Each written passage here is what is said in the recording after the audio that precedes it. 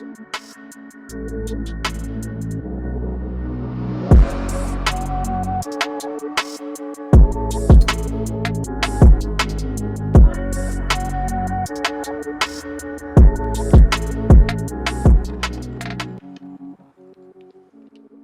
what's going on, everybody? My name is Mike. Welcome to Full Throttle Films and welcome back to the KX500 build series. Today we are going to be disassembling this engine.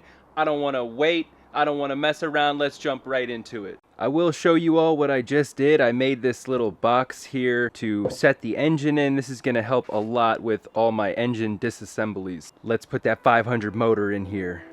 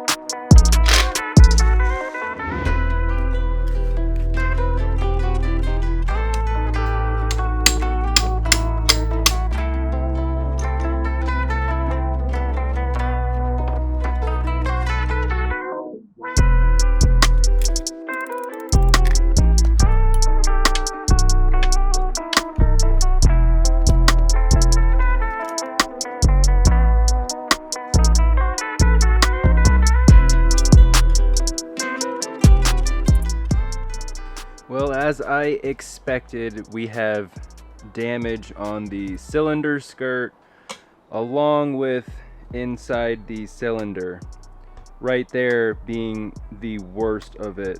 It's actually chipped off the coating. So hopefully you can see that.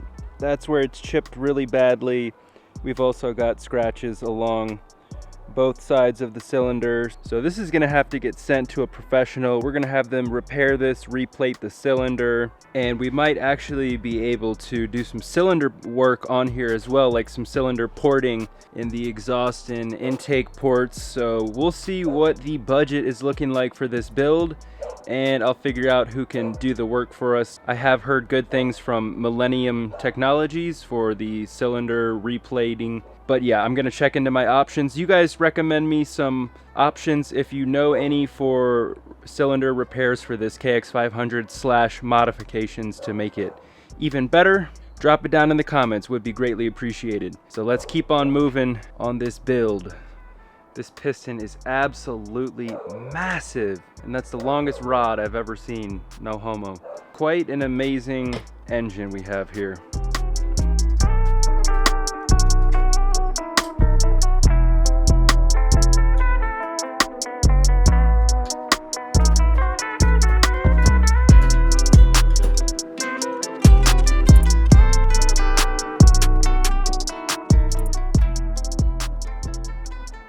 Now we do have some good news with this crankshaft. It is still in very good condition from what I believe.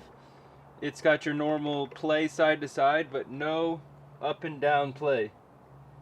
So if anything, we're just gonna rebuild this crankshaft and get it balanced correctly, but we don't need a new crankshaft by any means.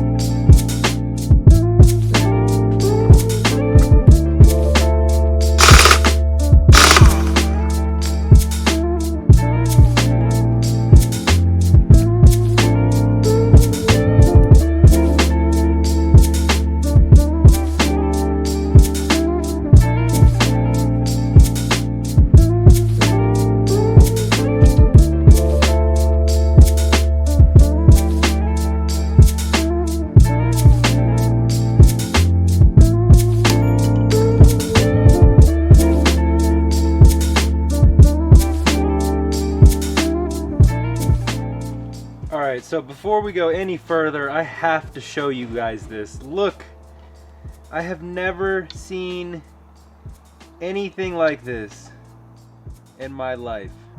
Like, what the hell, man? Crazy.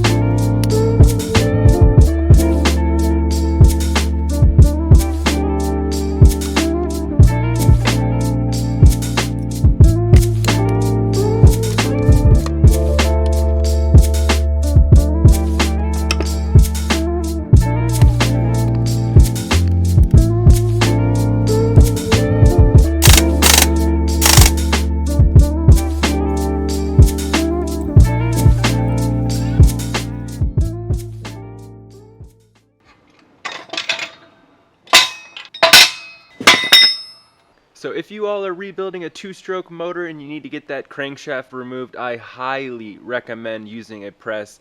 It is the safest way to remove the crankshaft, and it really wasn't that hard. The hardest part was getting it lined up at first. But yeah, using the crankshaft puller tool to push it out was a little bit sketchy. I didn't like it.